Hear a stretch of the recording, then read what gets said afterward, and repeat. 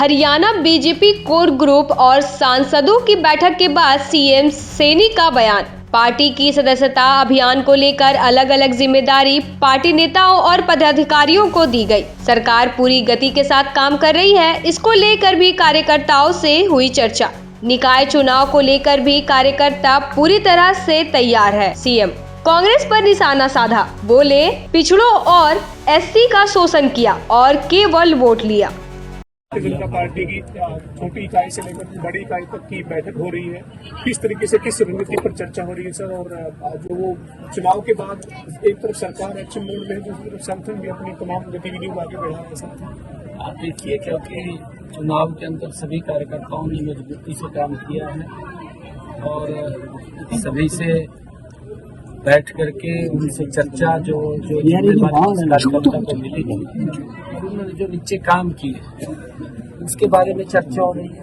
कहाँ कार्यकर्ताओं ने जो अच्छे भी काम किए हैं, सभी कार्यकर्ता मजबूती से लगे रहे हैं, यहाँ गर्मी में लगे रहे हैं। तीसरी बार बड़े मैंडेट के साथ ये कार्यकर्ताओं के दम पर ही सरकार आई है। आदरणीय मोदी जी और डबल इंजन सरकार की नीति जो मजबूती से नीचे तक पहुंची है और उसकी चर्चा हमारे कार्यकर्ताओं ने घर घर जाकर के की है, उसका परिणाम है। और उसको लेकर के अलग अलग जो जिम्मेवारी जिन कार्यकर्ताओं को जहां जहां दी गई थी उन सबसे बैठ करके बातचीत हो रही है। अभी हमारे कोर कमेटी के सभी पदाधिकारी थे, उनसे बातचीत हो रही थी, क्योंकि एक मेंबरशिप का बड़ा अभियान सदस्यता ग्रहण का चल रहा है। उसको लेकर के अलग अलग जिम्मेवारी भी सौंपने का डिस्ट्रिक्ट वाइज काम किया है, ताकि जो टारगेट मेंबरशिप का लिया है 50 लाख का, उसको जल्दी हरियाणा पूरा करेगा। और उसको लेकर के सारी योजना रणनीति वो बनी, चर्चा हुई है। और क्योंकि सरकार भी गति से, क्योंकि हमने तीव्र गति से काम करना है और उसको लेकर के कई ऐसे विषय होते हैं, उन विषयों को भी हमने डिस्कस किया। सर, सरकार जो काम कर रही है उनको संगठन के लोग जो वो नीचे लोगों तक सरकार की योजना या सरकार के फैसलों को किस तरह से लेकर जाए, और जल्द से निकाय चुनाव कई जगह प्रस्तावित है, उसको लेकर संगठन कितना तैयार है सर, पार्टी कितनी तैयार है? नहीं, हमारी लगभग तैयारी है। और क्योंकि मेंबरशिप चल रही है, ये सदस्यता अभियान जो ही अपना समय पर होता है और इस बीच में देख करके, क्योंकि हमने टारगेट रखा है 50 लाख का, जल्दी ही पूरा कर लिया जाएगा। और इसको तीव्र गति से हम करेंगे, क्योंकि चुनाव कराने हैं, चुनाव जल्दी ही हम वो हों, इसके लिए हम कर रहे हैं। कैप्टन अजय यादव कह रहे थे सर आज चंडीगढ़ में प्रेस कॉन्फ्रेंस करी कि 26 नवंबर से 26 जनवरी तक राहुल गांधी एक बार फिर से भारत जागरण अभियान, जोड़ो अभियान जो पहले था उनका भारत जोड़ो अभियान, उसको लेकर आगे बढ़ेंगे। जातिगत जनगणना हो, इसको लेकर देश को जागरूक किया जाएगा। और जो पूरे देश में जाएंगे, 2 महीने का ये उन्होंने अपना कार्यक्रम कांग्रेस ने बनाया है सर। और जातिगत जनगणना की बात कांग्रेस बार बार करती है सर, आप क्या कहेंगे सर? देखिए, क्योंकि मेरा जो मानना है, कांग्रेस 50-55 साल तक सत्ता में रही और कांग्रेस ने जो अपेक्षाएं देश को कांग्रेस से थी वो पूरी नहीं कर पाई। उन्होंने बेशक अपनी अपेक्षाएं पूरी कर ली हैं, कांग्रेस के नेताओं ने, कांग्रेस के लोगों ने शायद अपनी अपेक्षाएं पूरी कर ली, तो देश को जो अपेक्षाएं थी उससे देश वंचित रहा है। अभाव था हर चीज का। ये कैप्टन साहब को भी मैं तो आप सबसे कहूंगा कि आप सब जागरूक पत्रकार हैं, जब ये लोग इस प्रकार की बात करते हैं तो उनसे जरूर पूछना चाहिए।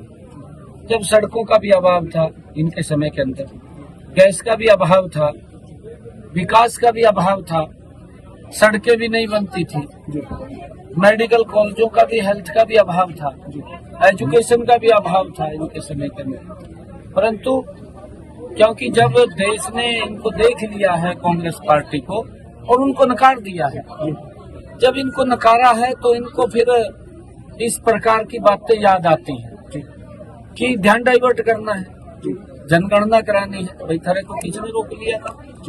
55 साल तक रहे हैं और ये भी मंत्री थे उस सरकार में, आवाज उठानी चाहिए थी भाई जी जनगणना कराई जाए।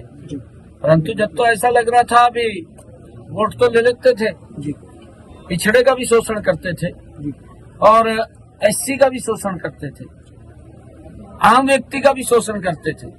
तब तो ध्यान नहीं रहता था भी वोट दे रहे हैं हम। अब जब उन्होंने नकार दिया, अब कई प्रकार की बातें इनके ध्यान में। सर झारखंड और महाराष्ट्र को लेकर क्या कहेंगे? वहाँ भी चुनाव प्रचार में गए थे सर, वहाँ के ये नतीजों में कितना आश्वस्त है? हरियाणा का असर नहीं, पूर्ण रूप से बिल्कुल। लोग देखिए, नीचे के लोग इस बात को पूरे अवगत हैं कि मोदी जी ने जो काम किए उसको कोई नकार नहीं सकता पूरे देश के अंदर, क्योंकि इतने जबरदस्त काम हुए कि पहली बार ये सरकार गरीब के घर में पहुंची है।